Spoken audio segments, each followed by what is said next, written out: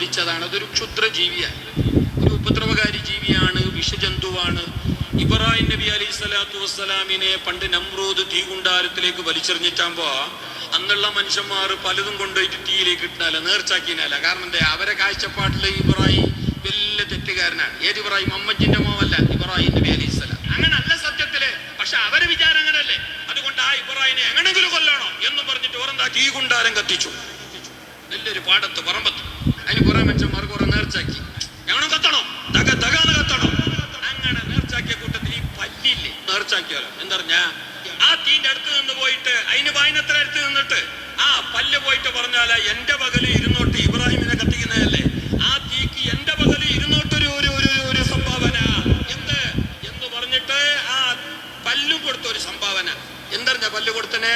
പല്ല് തീന്റെ അവിടെ പോയിട്ട് നിന്നിട്ട് ഊതി കൊടുത്തോലോ, അതാണ് പല്ലിന്റെ ഊത്ത്.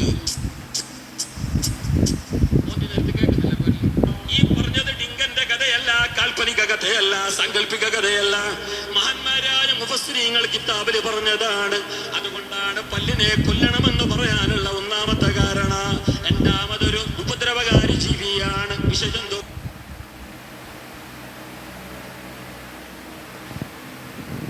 സത്യത്തിലെ പല്ലിനെ കൊല്ലണോ? അത് കൈ കൊണ്ട് തന്നെ കൊന്നെങ്കിൽ ഏറെ കൂലി.